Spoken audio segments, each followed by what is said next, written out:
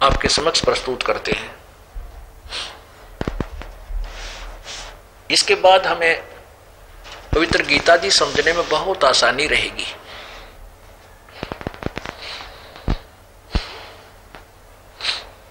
ये देखिएगा श्रीमद् देवी भागवत,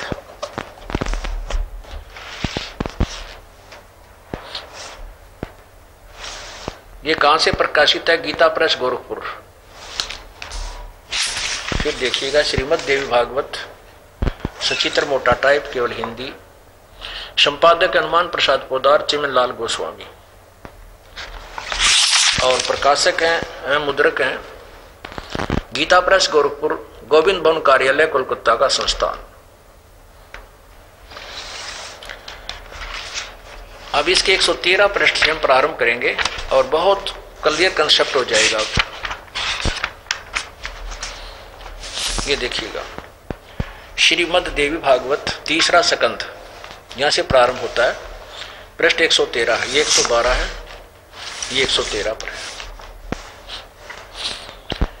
जन्मजय ने पूछा, भगवान आपने अंबा यज्ञ अर्थात परम पवित्र नवरात्र व्रत करके उसके द्वारा देवी के आराधन करने की आज्ञा दी है। अतः वे कौन देवी हैं, कैसे और कब प्रकट हुई हैं, उनके पधारने का क्या उद्देश्य है तथा वे किन गुणों से विभूषित हैं। अंबा यज्ञ किस प्रकार होती है, उसका रूप कैसा है, क्या विधान है। दयानिधे आप सर्वज्ञ ज्ञान संपन्न हैं, विधिवत सब वर्णन करने की कृपा करिए। ब्रह्मन साथ ही विस्तार पूर्वक ब्रह्मांड की उत्पत्ति भी कहिए, क्योंकि भूदेव ब्रह्मांड के विषय में जो कुछ कहा गया वह जैसा जो है वे सभी बातें आप जानते हैं। मैंने सुना है कि ब्रह्मा, विष्णु और रुद्र ये तीनों सगुण देवता हैं, यानी रजगुण ब्रह्मा है, सदगुण विष्णु, तमगुण शिव जी। जन्मजय पूछ रहे हैं, सृष्टि कर्म से पालन संहार, कर्म से सृष्टि पालन और संहार के कार्य का उत्तरदायित्व इन पर रहता है। पाराशर नंदन व्यास जी, अब मैं इनके संबंध में विस्तार पूर्वक सुनना चाहता हूं, आप बतलाने की कृपा करें। व्यास जी कहते हैं, राजन तुम्हारी बुद्धि बड़ी विशाल है। अभी तुमने जो पूछा है कि ब्रह्मा आदि, यानी ब्रह्मादि का अर्थ है ब्रह्मा विष्णु महेश की उत्पत्ति कैसे हुई, सो ये महान कठिन विषय है। उसमें अनेक प्रश्न उठ जाते हैं। यही प्रश्न पुरुष में मैंने नारद जी से किया था। मैंने कहा, मुने आप बुद्धिमान हैं, मुझे यह बताने की कृपा कीजिए कि इस विस्तृत ब्रह्मांड के प्रधान कर्ता कौन है। मुनिवर, यह ब्रह्मांड कहां से उत्पन्न हो गया। द्विजवर, साथ ही यह भी बताइए कि यह ब्रह्मांड विनाशशील है अथवा यह सदा रहने वाला। इसकी रचना करने वाला, ये प्रश्न नंबर 114, 113 हमने पढ़ लिया। इस करने वाला कोई एक है अथवा बहुत से इसके रचयिता है। कर्ता के अभाव में कार्य होना असंभव है। यह प्रश्न मेरे मन में उठा करता है।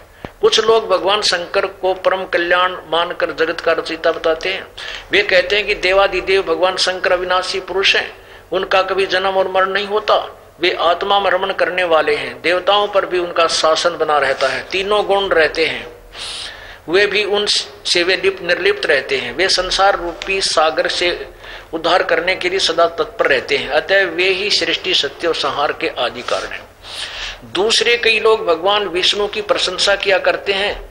वे शक्तिशाली पुरुष एवं अखिल ऐश्वर्य से संपन्न परब्रह्म परमात्मा है। उनकी कृपा से भक्ति और मुक्ति दोनों सुलभ हो जाते हैं। वे शांत स्वरूप हैं, सभी ओर उनका मुख है। वे व्यापक पुरुष हैं, विश्व को शरण देने उनका स्वभाव है। वे कभी जन्मते और मरते नहीं। कुछ दूसरे लोग ब्रह्मा जी को सृष्टि का प्रधान कारण बतलाते हैं। कितने ही आचार्य भवानी को संपूर्ण मनोरथ पूर्ण करने वाली बतलाते हैं। भवानी माने दुर्गा को।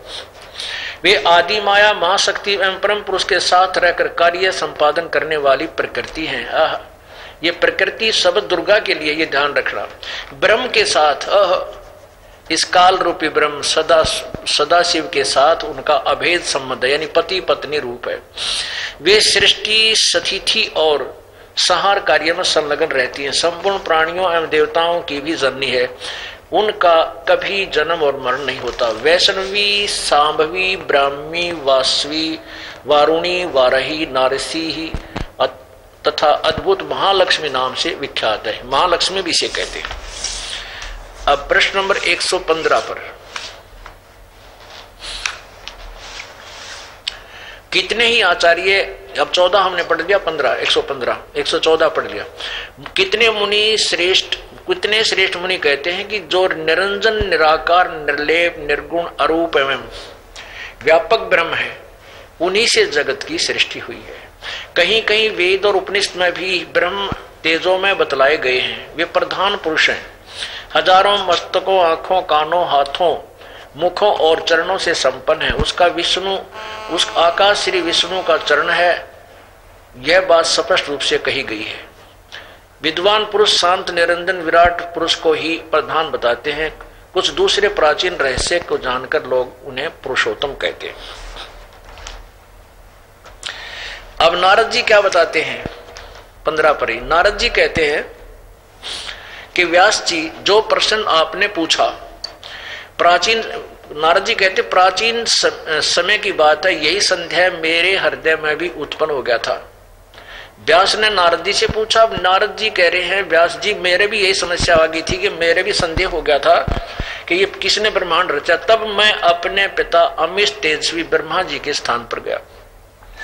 उनसे इस समय जिस विषय में तुम मुझसे पूछ रहे हो, उसी विषय में मैंने पूछा। मैंने कहा, पिताजी, यह संपूर्ण ब्रह्मांड कहां से उत्पन्न हुआ? विभो, आपने सम्यक प्रकार से इसकी रचना की है, अथवा विष्णु इसके विश्व के रचयिता हैं, अथवा शंकर ने इसकी सृष्टि की है। जगत प्रभु, आप विश्व के आत्मा हैं, सच्ची बात बताने की कृपा करें। किन देवताओं की पूजा करनी चाहिए तथा कौन देवता सबसे बड़े एवं सर्वसमर्थ हैं? निष्पाप ब्रह्मा जी, इन सभी प्रश्नों का समाधान करके मेरे हृदय के संदेह को दूर करने की कृपा कीजिए। सत्यवती नंदन व्यास जी, इस प्रकार मेरे प्रश्न करने पर लोक पिता में ब्रह्मा जी मुझे कहने लगे। ब्रह्मा जी ने कहा, बेटा, मैं इस प्रश्न का क्या उत्तर दूं? यह बड़ा ही जटिल है। महाभाग, तुम भगवान विष्णु से इसका समुचित समाधान पा सकते हो। महामते, इस संसार में कोई भी रागी पुरुष ऐसा नहीं है जिससे यह रहस्य विदित हो। जो त्यागी, अहंकार रहित और ईर्षा शून्य है, वही इसके रहस्य को जान सकता है। पूर्व काल में सर्वत्र जल ही जल था। स्थावर जंगम जितने प्राणी हैं, उनमें कोई भी नहीं थे।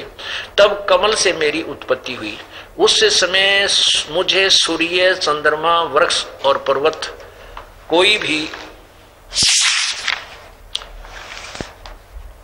अब ये पहले तो जन्मे जी ने पूछा व्यास जी से।